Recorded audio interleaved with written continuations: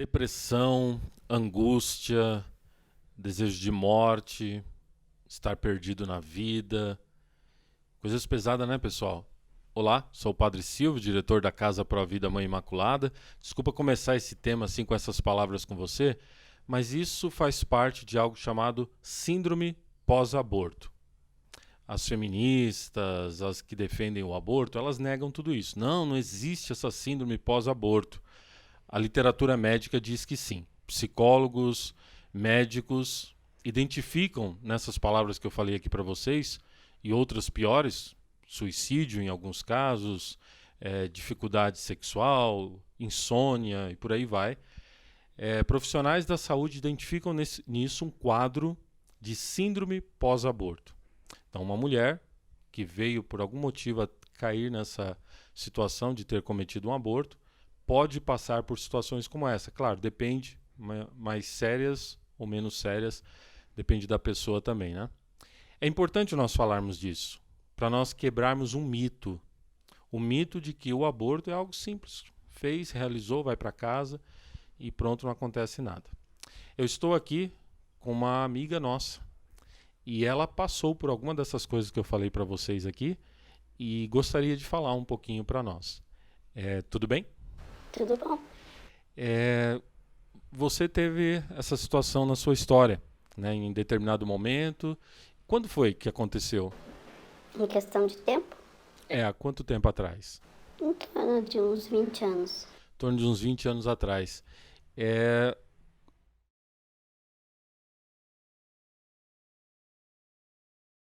Primeiramente, o que você mais ou menos se recorda da época? O que te levou à realização de um aborto e como isso foi para você ali naqueles dias? Primeiramente, agradeço a oportunidade de estar aqui. Nós aqui agradecemos, porque vai nos ajudar muito a levar o valor da vida. O meu objetivo é esse, né? Transformar algo terrível em talvez alguma coisa que seja um bálsamo para as pessoas ouvirem, né? E mudar esse pensamento, essa atitude, esse ato insano, né? Então, o que acontece é que eu vivia uma relação muito turbulenta, né? Pessoa com problema de alcoolismo, tudo muito incerto, tudo muito errado, tudo muito cheio de angústia, de tristeza, pesada, muita agressão verbal, muita pressão psicológica. E nesse inteirinho aí houveram alguns acontecimentos, acabei engravidando e não tinha aquela vontade de ter esse filho, na verdade, assim, porque não era um filho planejado, mas eu não parei muito para pensar. Eu imagino também que talvez tenha faltado um suporte de alguém que te dizer não, vamos lá. Porque o primeiro que acontece isso, você comenta com uma pessoa amiga, né? Vai comentar com a mãe, vai comentar com esse, com aquele, você não tem nem como comentar, porque como eu pensei, nossa, e agora? Estou grávida, né? No meio dessa situação. Então, eu comentei com uma pessoa e, por coincidência, ela já havia feito 2 abortos. E aí não que ela me encorajasse, mas ela disse, se é isso mesmo que tem que ser feito, eu sei que tem que caminhar. Então, e tinha que ser algo rápido, assim. Fui ao médico, que eu não sei se dá para ser chamado de médico, acho que está ali mais para monstro do que para médico. Uma pessoa totalmente desprovida de sentimentos, pelo que eu percebi. Pelo jeito você foi então tratada ali como um objeto ou alguém que está pagando por algo? Acho que pior que isso, acho que era nada. Ele não tinha olhar humano para mim. Era aquela coisa tudo esquisita e assim, vai ser hoje, então você compra xilocaína, você compra isso, compra aquilo. O que me chocou já foi de início que ele foi fazer um exame em mim, mas fez um exame muito chulo, assim, muito, nossa, terrível, assim. Assim, você tá. Mas aproveite que agora são só células, você não tá aí nem de 2 meses, não começou porque o meu receio era esse, eu digo, mas não é um feto já, não vai ter problema? Não, é recente, se não fizer agora não dá para fazer mais. Então, se você tem Se você quer, e pode ser hoje, 600 dinheiros, não me lembro o que era, sei que era caro. Pagamento antes do procedimento. Era terrível. O consultório dele parecia uma coisa abandonada daqueles filmes de terror, assim. E eu fiquei chocada comigo, né, pela atitude. E o pior é depois, tudo no silêncio, tudo no escuro. Ele dizia, não faça barulho. Eu sentia um pouco de dor, ele dizia, não fale nada. É tudo muito clandestino, né? Coisa que você não se atém totalmente no momento. Aqui eu quero abrir um parênteses aqui, porque, claro que aqui quem defende o aborto poderia dizer, tá vendo? Então vamos legalizar o aborto, porque vai acontecer o aborto num local limpinho, arrumado e tudo mais. Claro que esse argumento é falacioso, ele não é verdadeiro. É verdade que ela está apresentando para nós uma situação terrível, um ambiente terrível, mas isso não tira o fato de que ali uma vida foi eliminada e que a vida dela correu risco e poderia ter sido eliminada também, até num lugar limpinho, né? Voltamos. O senhor colocou aí a questão que eu ia dar continuidade mesmo e mencionar isso. O risco é de todo sentido. Então ali você corre risco físico, risco emocional, risco pessoal, risco de todos. E o pior risco é o fato em si, né? A ação em si. Então, além de estar tudo, como o senhor mesmo bem colocou, mesmo que fosse tudo muito limpo, o risco é o mesmo. E o risco da ação, né, descabida, que é o pior delas. E a sensação do depois, né, eu sou uma pessoa que não mato nem animal, que eu defendo sempre o lado mais fraco, procuro seguir as leis de Deus, tenho Jesus comigo sempre. E aí eu fiquei pensando como é que eu, assim, consegui tamanha barbárie, né? O pior de tudo isso, você tem um conjunto de pensamentos, sentimentos, medos, mas é o que eu tenho que fazer, aquela coisa impensada, né? Insana mesmo. E aí o pior de tudo é quando o momento que você sai do local. Primeiro que você olha assim para os lados e diz, nossa, cadê? Porque eu senti que não havia mais. Seria uma sensação de vazio? Vazio, enorme, é como se eu tivesse um abismo dentro de mim. Será que é diferente da sensação de quem perde espontaneamente um filho? É diferente porque eu tenho as duas experiências, né? Então, eu saí de lá com um vazio mais pesado, né? É controverso isso, mas é a realidade. É um vazio absurdamente pesado, porque eu pelo menos saí dali já dizendo onde é que está. Aí eu senti que não tinha mais. Isso daqui é um dos fatores que os especialistas dizem em relação à síndrome pós-aborto. Essa sensação de vazio que ela descreveu para a gente aqui de forma muito interessante nessas palavras, um vazio pesado.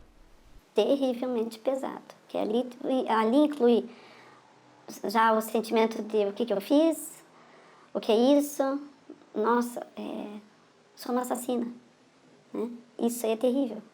A minha vida acabou ali, dali pra frente foi horrível, foi horrível. Pensei em suicídio, mas como eu já havia mais outra criança comigo, eu digo não é o caminho, porque senão esse vai crescer pensando, puxa, minha mãe não pensou em mim, que não é o caminho, né?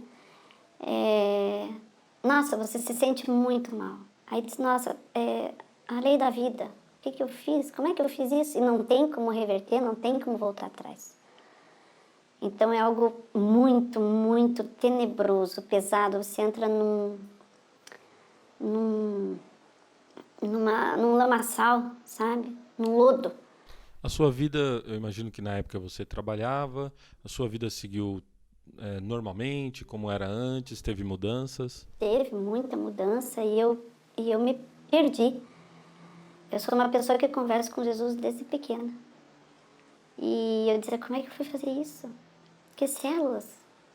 Como é que eu entrei nessa, né? Então, por isso que as escolhas da gente, às vezes, também favorece ter uma atitude dessa. Mas não justifica. Explica, mas não justifica. Porque nada poderia ter tirado o meu caminho, eu que fui uma pessoa que sempre quis ter muitos filhos. Mas você não tem o peso da consciência do que você fez. Então isso aí que é o principal entrave para você conseguir dar os primeiros passos. Eu trabalhava com criança, não pude mais trabalhar com criança. Eu não podia ver um bebê na família que eu passava mal. Eu não podia ouvir um choro de bebê. Eu disse, nossa. E hoje eu teria um filho ou uma filha de 20 anos. Como ela estaria? Então você diria assim que, como pessoa, houve depois um desequilíbrio na tua vida. Total. Na questão profissional, psicológica. Eu não me matei por Deus. Eu pedia perdão diário. Aquilo acompanha dia e noite. Aí as pessoas dizem, não faz, isso aí não é nada. Você quer, você faz, você é tranquila, você é ministra. Eu duvido que alguém não tenha momentos de dor e de arrependimento. Porque o arrependimento sai inflado, assim. Eu duvido que alguém não se arrependa. Eu acredito que aqueles que falam, não dá nada, eu fiz, era o que eu tinha que fazer na hora e tal. Até podia, mas é para se autoconvencer.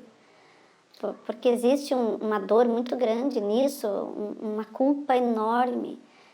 E aí eu não sabia o que fazer. Disse, o que eu fiz? Aí você tem vergonha que os outros saibam, né? Porque você sabe que você fez algo muito, muito louco, muito insano, muito errado, né? Eu digo, Deus que tira a vida, como é que célula está formando uma vida, né? A partir do momento da concepção, já vem a divisão das células, porque já está formando uma vida. Transforma num feto em 3 meses, né? Bracinho, perninha, cabeça, mas e aí? Ele está com tudo isso embutido no desenvolvimento inicial já. E como foi teu regresso, vamos dizer assim, para chegar num momento como esse, como agora, você apresentando isso para nós, para ajudar outras pessoas? O que te tocou, o que te ajudou, como foi que você conseguiu se levantar dessa situação tão difícil? Isso aí era uma culpa diária, né? Um peso diário muito grande. Eu não esquecia, né? E conversava muito com Jesus e pedia e orava. Daí eu acompanhava minha mãe na igreja que ela ia. E havia um padre lá que comentava, passava umas como se fossem fábulazinhas, né? Mas sempre com fundo de conotação, respeitando as leis de Deus, né? E eu orava e pedia, Senhor, o que eu faço com isso? Era um tormento, é um tormento. Bem como o Senhor mencionou, não dorme. Eu trabalhava o dia inteiro, eu ia que nem um zumbi trabalhar. Aí quando eu tinha criança perto de mim, de acordo com a idade que poderia estar, eu dizia, meu Deus, podia ser aquele que eu... Então aquilo cola em você, né? E por menos que a pessoa seja colada nisso, é que eu tinha uma ligação muito forte com a vida e com a questão da culpa e de ter feito isso tudo muito errado. Mas acho que mesmo aquele mais desprovido de fé ou de respeito às leis de Deus é atingido, porque é terrível. E aí o padre falou, eu estava lá de cabeça baixa, chorava sempre, e eu não conseguia me olhar, não me achava digna de estar ali. Eu disse, eu não sou mais uma pessoa digna de nada, eu tenho que queimar viva, eu tenho que morrer.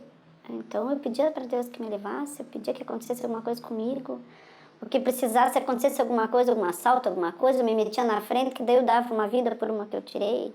Coisas desse gênero, você fica louco. Eu fiquei louca. Aí o equilíbrio demorou, mas começou com o primeiro passo, que claro, o arrependimento genuíno veio, né? Pela culpa, por todas as questões. Passos, né? Passos de Sim. arrependimento. Né? E lentos. E Deus trabalhando. Exato. Deus E eu trabalhando. sempre conversando com Deus. Como é que eu fiz isso? Eu converso com você, Jesus, desde pequeno. Como é que eu fiz isso?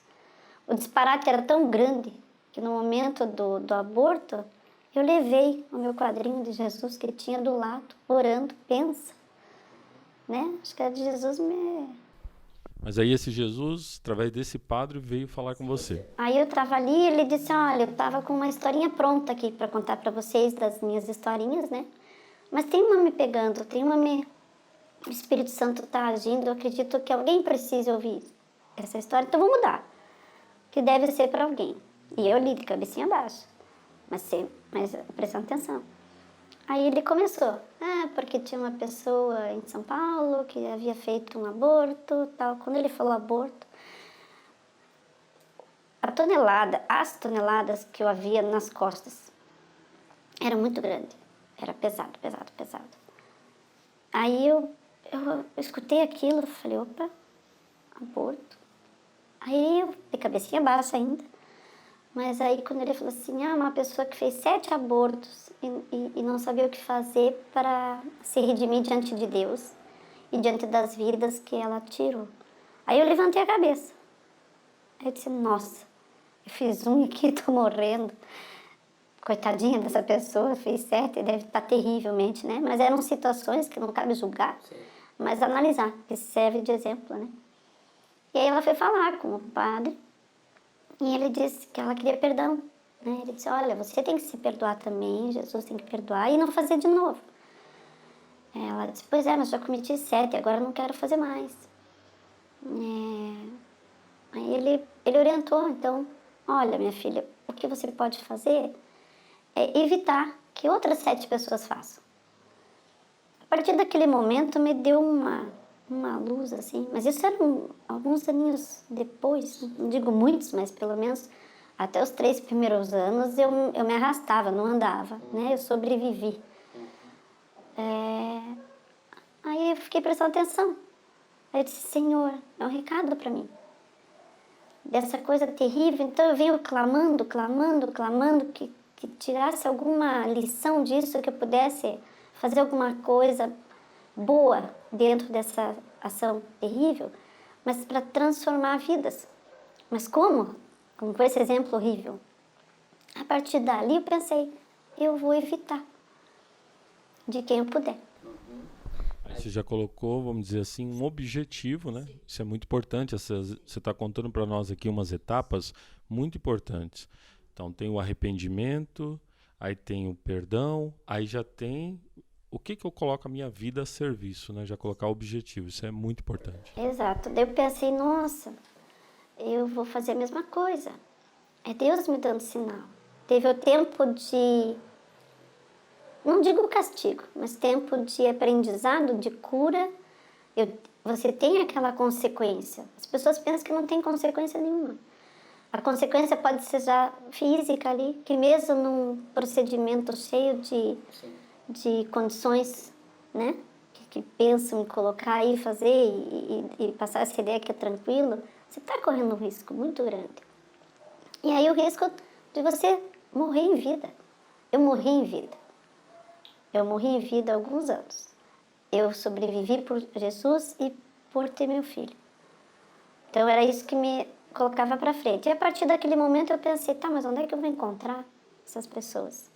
E hoje você está aqui trazendo para nós essa história, que ao mesmo tempo é uma história pesada, mas vai ajudar outras pessoas a abrirem a mente também, né? Porque hoje nós temos uma falácia, como eu disse no início, muito grande. Querem dizer para nós que o aborto é como cortar uma unha e pronto, segue a vida, não muda nada na vida. Estamos vendo um relato de que isso não é verdade, né? Isso não é verdade. E o objetivo dessa nossa conversa é justamente esse, para que outras não tenham que passar uma situação tão dolorida, sofrer tanto, para depois perceber que é o caminho errado, né?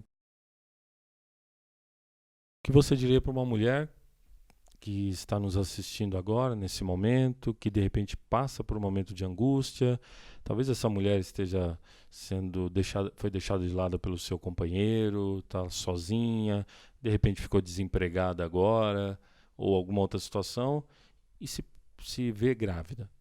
E está até pensando, está angustiada, e está até pensando em tirar essa vida, porque até alguém pode ter dito para ela que não dá nada, coisa simples.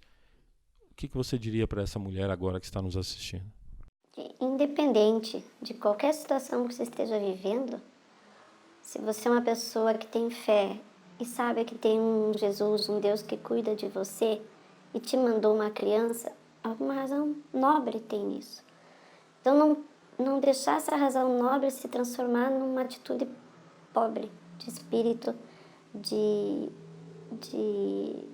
ação contra uma vida, né? Porque é isso. seja um dia, um mês, 7 meses, o tempo só define a data, mas existe uma vida ali. Não façam isso. Não façam, porque é terrível. A dor, tudo que acompanha, né, você depois desse ato é muito duro, é muito difícil. E não estou falando isso por questão assim de, nossa, coitadinha, fez isso e agora está sofrendo. Não, bem feito que eu sofri. Eu merecia a consequência desse ato absurdo. Mas eu vi uma chance de, com a história que eu ouvi, para mim foi um momento que Deus disse: minha filha, eu te perdoo, tem uma chance. Que eu pedi muito perdão, né? Não adianta pedir perdão e fazer de novo. Então você tem que ter aquele perdão genuíno, o Senhor sabe melhor do que eu, né? E eu disse, eu queria transformar isso em alguma mensagem de fé, esperança, verdade, né? Para quem... Nossa, se passar isso pela cabeça de alguém, deixa passar rápido e despassa.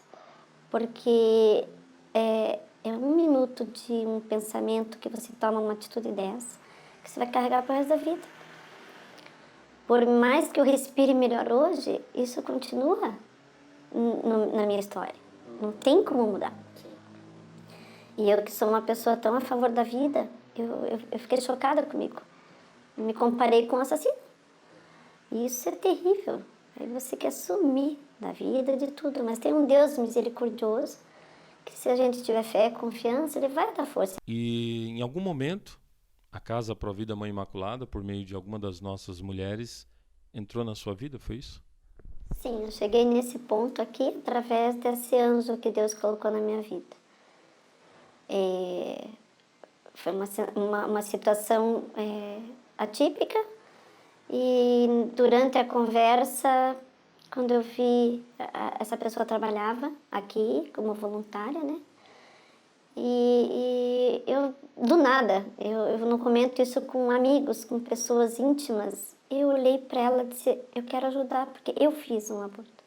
Aí você conseguiu falar um pouco dessa história para essa pessoa. Falei para ela que acho que não fazia 20 minutos que eu conhecia. E eu disse, eu quero ajudar. Por favor, use e abuse de mim, porque eu preciso fazer alguma coisa de bom com essa coisa ruim, horrível. Porque talvez assim, né, o dia que a gente morre, a gente acerta as contas, né? De tudo que nós fizemos de bom e de não bom. E eu acredito que Deus, se você tiver uma atitude digna mesmo, com esse ato totalmente indigno e profano, né? Eu acredito que Ele me colocou esse anjinho para estar aqui e talvez poder propiciar mais anjinhos na vida, né, das pessoas, e que as mães permitam receber esses presentes de Deus, porque são bênçãos. E com certeza vai propiciar, sim, essa entrevista. Eu tenho a absoluta certeza disso, e você pode nos ajudar a divulgar essa entrevista. Ela vai chegar a outros corações. Quero fechar esse momento aqui com uma frase que ela disse anteriormente, dessa grande misericórdia de Deus. Então nós estamos aqui com o Sagrado Coração de Jesus. Esse coração de Deus que está aberto a todos nós, que encontrou essa nossa irmã, que encontra cada um de nós, que está aberto para nos acolher nas nossas misérias, para nos perdoar e para nos consolar. Então, a cura do nosso coração, de todos nós, vem por meio do coração do nosso Deus, da sua grande misericórdia. E é essa misericórdia que, através desse vídeo, chega até você também. Deus abençoe você e toda a sua família.